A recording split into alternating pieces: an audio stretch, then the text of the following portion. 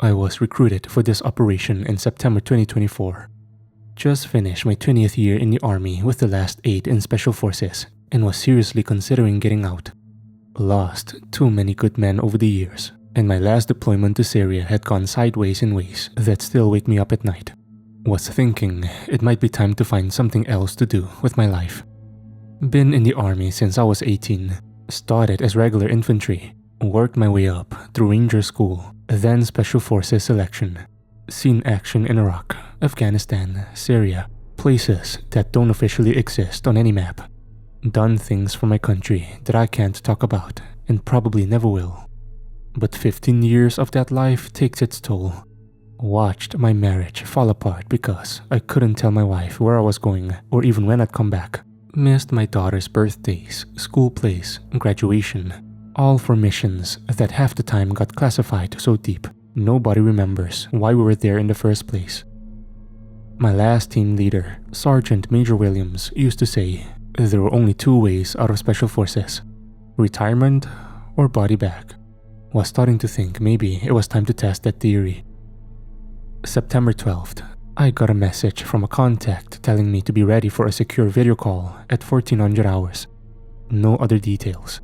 This was unusual, and the identity of the caller made it more so. Not every day you get contacted by someone claiming to represent Meridian Solutions. I'd heard whispers about Meridian in contractor circles, private military company that did work for alphabet agencies, CIA, NSA, DIA, organizations that needed things done without official fingerprints. The kind of outfit that recruited guys like me when we got too old or too damaged for regular military service. The call was short. Best I can remember, it went like this. I've changed the names for obvious reasons. Marcus, this is Davidson. Heard you might be looking for new opportunities. Got something that might interest you. Depends what it is. Geological survey work in South America. You'd be leading security for a research team. 6 days maximum. Pay is $200,000 plus expenses. I didn't know what to say. That was serious money for what sounded like babysitting scientists. More than I'd made in 3 years of military service. To be clear, this is private sector work. No official military involvement. Clean record. No questions asked. You interested? What's the catch? No catch. Just need someone with your particular skill set to keep some very valuable people safe while they do their job. Yes or no? The money was too good to pass up. Yes. Good. You'll receive travel instructions within the hour. This conversation never happened. The screen went black. That's how it started for me. What I'm about to tell you is why I've been running for 8 months. Why I pay cash for everything and never stay in one place more than a few days. But people need to know what's really down there. 3 days later, I was on a cargo plane to Brazil. No passenger manifest.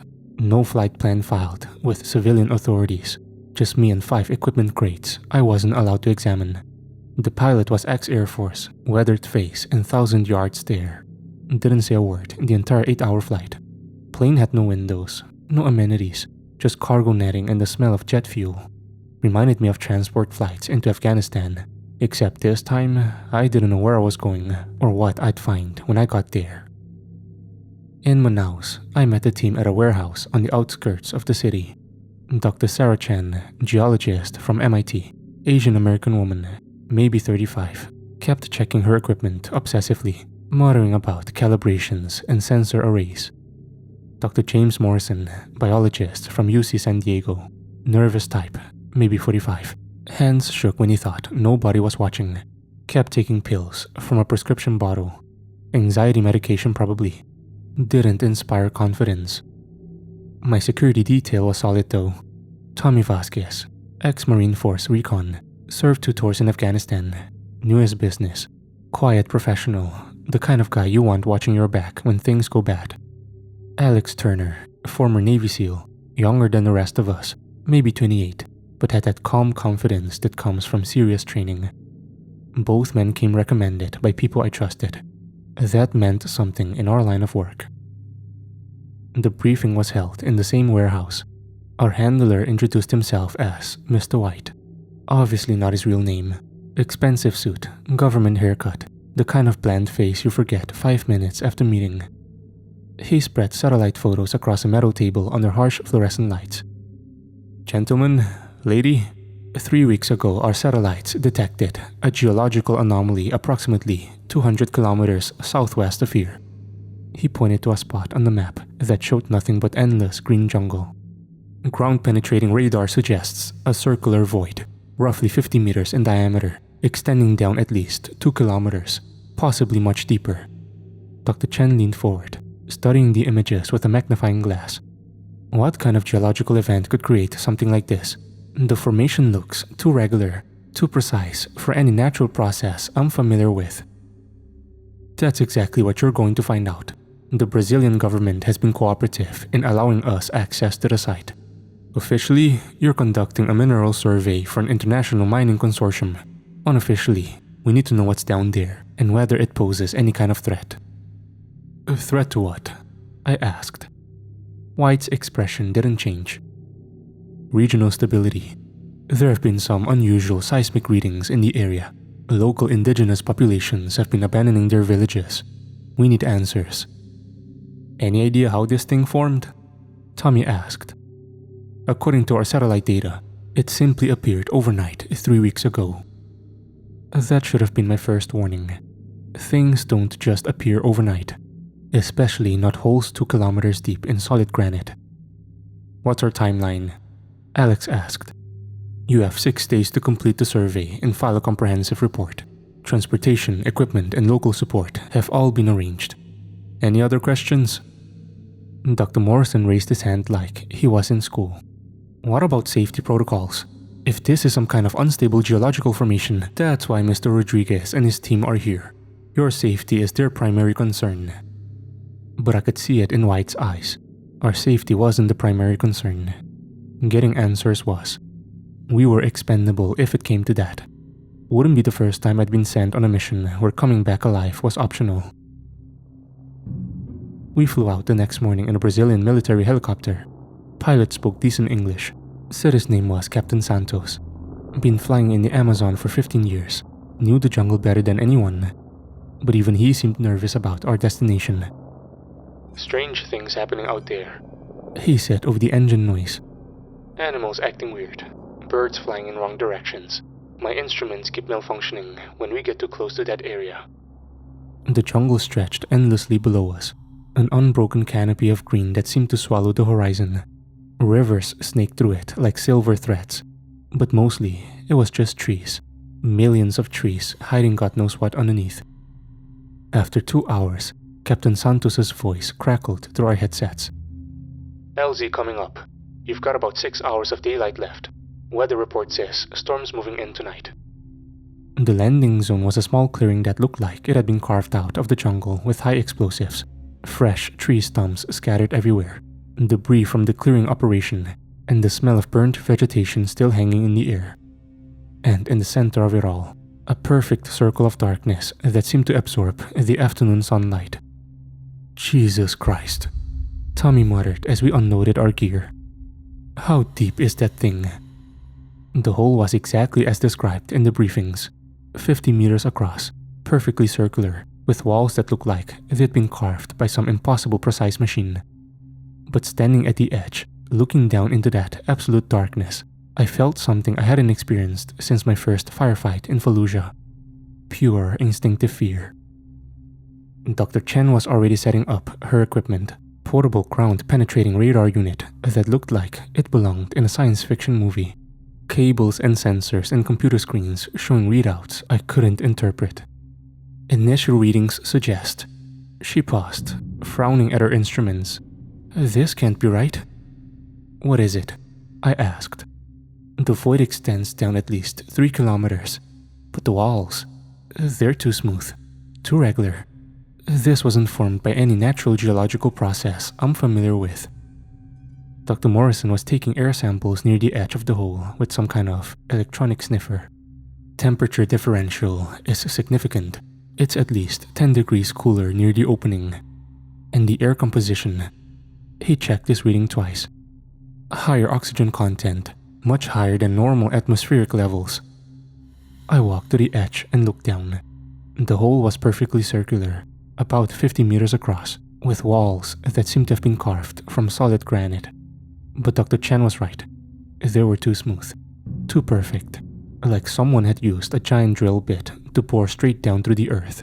The darkness below was absolute. Our most powerful flashlights couldn't penetrate more than a few meters before the light just seemed to get swallowed up. We'll make camp here tonight, I decided. Start the descent first thing tomorrow morning. Captain Santos helped us unload the rest of our equipment before taking off. Said he'd be back in 6 days for extraction. Watching that helicopter disappear over the jungle canopy, I felt more isolated than I ever had in my life. Even in the worst parts of Afghanistan, we'd had radio contact with base, air support on call, medevac if things went wrong. Here, we were completely on our own. That first night, none of us slept well. The jungle around us was too quiet. In a normal rainforest, you'd expect constant noise, bird calls, insect sounds, monkeys chattering in the trees. But here, there was nothing. Just a whisper of wind through the leaves and a low, almost subsonic humming that seemed to come from the hole itself. "You hear that?" Alex asked during his watch shift around 0200 hours. I listened carefully. There it was, a deep rhythmic sound, like something breathing far below us. Probably just air currents. Caves and underground spaces can make strange acoustic effects. But I didn't believe it, and neither did he. The sound was too regular, too organic, like something alive was down there sleeping. Dr. Morrison couldn't sleep either. Found him sitting by the hole at 0400, staring down into the darkness. "Can't stop thinking about those air readings," he said. "The oxygen levels don't make sense. It's like there's some kind of photosynthetic process happening down there. But how? There's no sunlight." "Maybe there's another opening somewhere," I suggested. "Cave system that connects to the surface." He shook his head. "Dr. Chan's radar shows solid rock for kilometers in every direction. This hole is isolated. Whatever's producing that oxygen is doing it without sunlight." The next morning, we began our descent. We'd brought over 4,000 meters of rope and climbing gear, enough for any normal operation. But looking down into that perfect darkness, I wondered if it would be enough. We decided Dr. Chen would go first with her instruments and sample collecting gear. She was the lightest and most experienced with technical climbing. Tommy would follow at 50 meters, then Alex, then Dr. Morrison, with me bringing up the rear to maintain security. Her voice echoed strangely as she rappelled down, calling up progress reports every 50 meters. 50 meters down. Walls are definitely artificial. I can see tool marks, but they're unlike anything I've encountered. 100 meters. Still no bottom visible. The air is getting noticeably warmer. At 150 meters, her voice took on a confused tone. Wait, this doesn't make sense. My instruments are going crazy down here. The readings are all wrong. At 200 meters, she stopped completely. Marcus, you need to see this. All of you need to see this. And our depth readings were completely off. I rappelled down to her position, my headlamp cutting through the darkness. What I saw made my blood freeze in my veins. The walls weren't just smooth.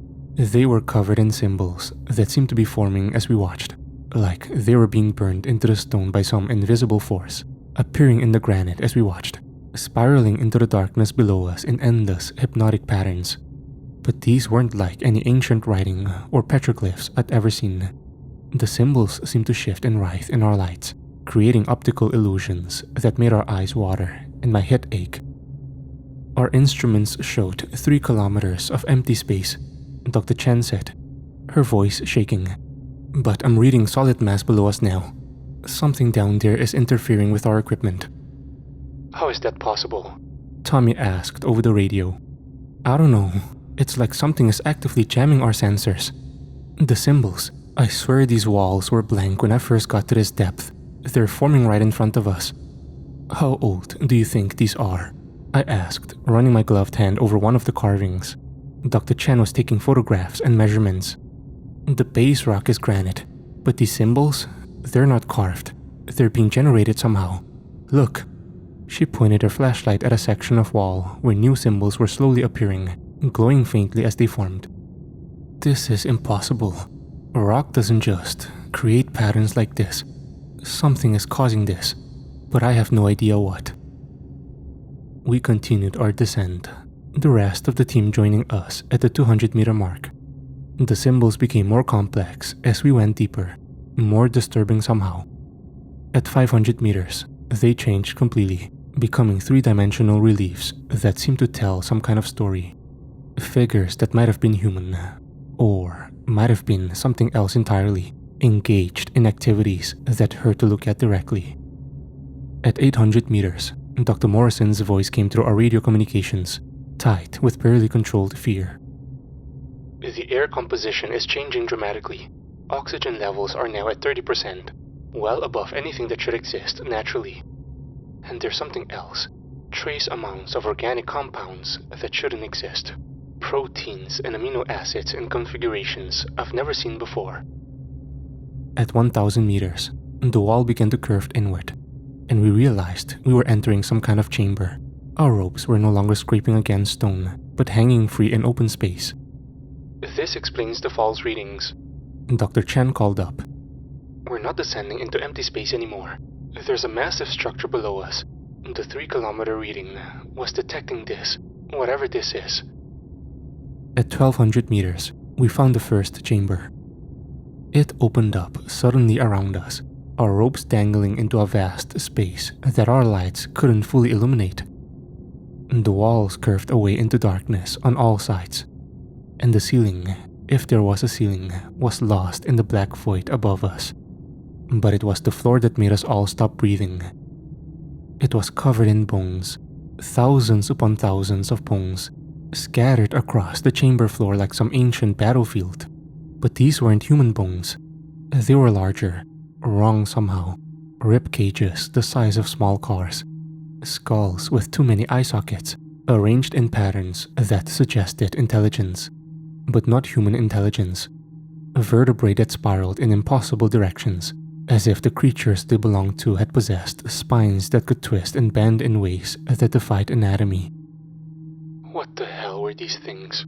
Tommy whispered, his voice barely audible over our radio link. Dr. Morrison was already rappelling down to the chamber floor, his scientific curiosity overriding his obvious fear. He began taking samples immediately, his instruments beeping and clicking as they analyzed the ancient remains. The bone structure is unlike anything in the fossil record, he reported. The calcium composition is. This is impossible. These bones are organic, definitely biological in origin, but they're also partially crystalline. It's as if they were formed from some hybrid of organic and mineral processes. Dr. Morrison studied his readings for several more minutes, his face growing pale. I think our instruments weren't malfunctioning earlier. They were detecting something massive down here, something that's been interfering with our equipment from the moment we started descending. You mean this whole thing is connected? I asked. The shaft, the symbols appearing as we descended, these bones, the strange air composition? Dr. Chan said. What if it's all part of something larger, something we don't understand? That's when we heard the sound. It started as a low moan, echoing up from somewhere deeper in the chamber system. Then it became something else. A call, almost musical, but wrong in every way that mattered. The sound seemed to bypass our ears entirely and resonate directly in our bones, in our skulls, in the deepest parts of our brains where instinct and terror lived. The ancient bones around us began to vibrate in response, creating a harmonic resonance that filled the chamber with an otherworldly chorus. We need to get out of here, Alex said, his hand moving instinctively to his sidearm. Right now.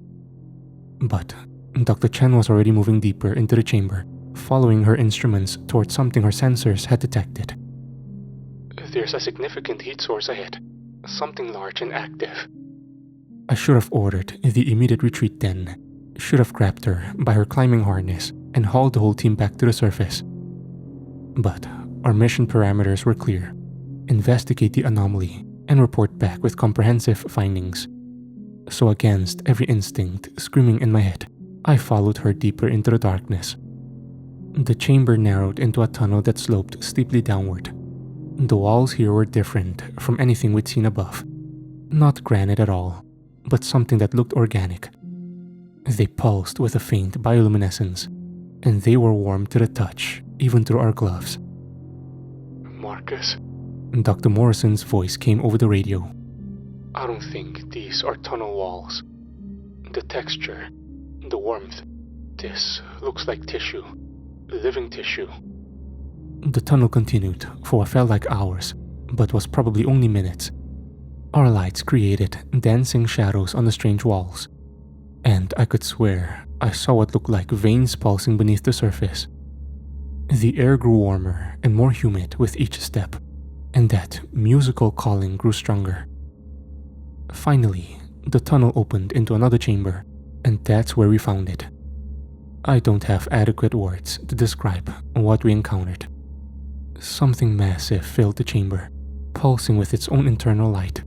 It was unlike anything in nature, part organic, part something else entirely. From its surface grew structures that defied description, and the air around it shimmered with heat and strange energy. And somehow, we knew it was aware of us. The moment we entered its presence, our minds were flooded with alien sensations. Not thoughts exactly, but impressions that bypassed language entirely. Images of vast age, of hunger, of things that had happened in the darkness long before humans existed. "Run," I managed to say, though my voice sounded strange and distant in my own ears. "Everyone, run, now!" But it was already too late for Dr. Chen. She was walking toward the massive thing, her movements jerky and unnatural, like a marionette being controlled by invisible strings. Her face was completely blank, peaceful even, and she was smiling a smile that wasn't her own. "Sarah?" I lunged forward to grab her, but Tommy caught my arm. "She's gone, man. Look at her eyes." Her eyes were completely black, not just the pupils, the entire eye, black as the void we descended through. And she was speaking, but the words coming from her mouth weren't in her voice. They were in a language that seemed to predate human speech, full of clicks and harmonics that made my teeth ache. The massive thing pulsed brighter, and more of these alien impressions flooded our minds. Images of the surface world, of cities and people, of a hunger that had waited in the darkness for millennia. Dr. Morrison screamed, not in fear, but in agony, clutching his head as something invaded his thoughts. Blood ran from his nose and ears, and when he looked up at us, his eyes were already beginning to change, the brown irises fading to that same absolute black. "The rope!" I shouted to Tommy and Alex. "Get to the rope, now!" We ran back through the organic tunnel as it began to contract around us, the walls pulsing with increasing urgency. Behind us, I could hear Dr. Chen and Dr. Morrison following, but their footsteps were wrong. Too fast, too coordinated, moving with inhuman precision through the darkness. The bone chamber was chaos when we reached it. The ancient skeletons were moving, reassembling themselves with wet, grinding noises. Not alive exactly, but animated by the same force that had taken our teammates. Massive rib cages pulled themselves upright. Skulls with too many eyes rolled across the floor, and vertebrae snapped together like puzzle pieces, solving themselves. We dodged between the moving remains, reaching our ropes just as the first of the reconstructed creatures lunged at us with claws made of crystallized bone. The ascent was a nightmare. Whatever was below was fully active now, and its influence reached up through the shaft like grasping fingers made of pure will. The symbols on the walls blazed with bioluminescent light, and the air itself seemed to thicken, making every breath a struggle and every movement like we were climbing through molasses. At 800 meters, Alex suddenly stopped climbing. I looked down and saw his eyes beginning to change, brown fading to black around the edges. "Alex, stay with me. Fight it!" He looked up at me and smiled, but it wasn't his smile. The expression was too wide, too knowing, too ancient for his young face. "It's beautiful down there, Marcus. You should come back with us. We're all waiting for you. Sarah and James, and soon Tommy too. We're all going to be together forever." He let go of the rope. I watched him fall into the darkness, his body disappearing into the bioluminescent glow rising from below. No scream, no cry for help, just that terrible smile as he dropped away from us. Tommy and I climbed faster, our muscles burning, our lungs screaming for clean air. At 600 meters, I could hear Tommy's breathing becoming labored. And when I looked down, I saw him shaking his head violently, as if trying to clear something from his thoughts. "Stay with me, Tommy. Don't listen to it." "Trying, man. But it's so loud. So beautiful. Makes sense, you know. Why fight it?" At 400 meters, the rope began to vibrate. Something was climbing up after us, moving with inhuman speed. I could see lights moving in the darkness below. Not our flashlights, but the same organic bioluminescence we'd encountered in the depths. We reached the surface just as the sun was setting, painting the jungle in shades of red and gold that seemed obscene after the absolute darkness below. The helicopter was gone, of course. Captain Santos wasn't scheduled to return for another 4 days, but that didn't matter. We could hear them coming up the shaft, Dr. Chan's voice calling our names in that wrong musical tone that made our bones ache. "The charges," Tommy gasped, pointing to our demolition supplies with a shaking hand. "We blow the hole, seal it permanently." We worked frantically, planting C4 explosive charges around the rim of the opening. The voices from below were getting closer, and I could see lights moving in the darkness. Not the harsh white of LED flashlights, but that same sickly bioluminescence we'd seen in the depths. Tommy's hands were shaking as he wired the detonator. "Marcus, I can feel it in my head. It's calling to me, telling me things. I don't think we're the first team they've sent down there." "What do you mean?"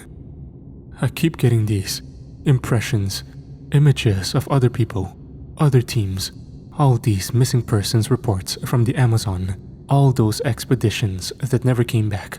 What if they all found the same thing we did?"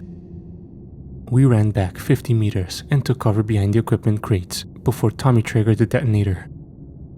The explosion lit up the jungle for miles in every direction. Rock and debris rained down as the shaft collapsed, sealing whatever was below under tons of granite and earth. The sound echoed across the rainforest like thunder. And for a moment, there was blast silence. But I knew it wasn't enough. Even as we watched the dust settle, I could feel something stirring beneath the rubble. Whatever was down there wasn't destroyed, just temporarily contained, and it was angry. Once the immediate danger was over, I tried to radio Captain Santos for emergency extraction, but got nothing but static. The entity's influence, or whatever electromagnetic interference it had been generating, had fried our long-range communications equipment. Our short-range radios had worked between team members, but anything trying to reach beyond a few hundred meters was dead.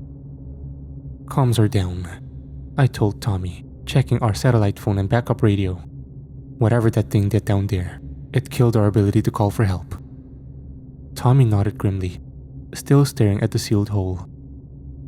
"So we wait for Santos to come back on schedule." 4 days, I said. "We just have to survive for 4 days." Captain Santos arrived 4 days later as scheduled. When he saw our condition and that half the team was missing, we told him there had been an accident, a cave-in that killed the rest of the team. He didn't ask too many questions.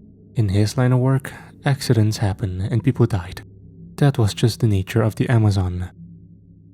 The flight back to Manaus was quiet. Tommy stared out the window the entire time. I could see his reflection in the glass. His eyes were still brown, but there were flecks of black around the edges, growing larger every hour. We parted ways at the airport. He said he was going home to see his family in Texas. I never saw him again. But I read about him in the news 3 weeks later. A parent, they said, drove his car off a bridge outside Houston. But I knew better. I'd seen his eyes that last day. seen them starting to change, just like the others. The debriefing with Meridian Solutions was brief and unsatisfying. Mr. White listened to my report with no expression, taking notes on a yellow legal pad.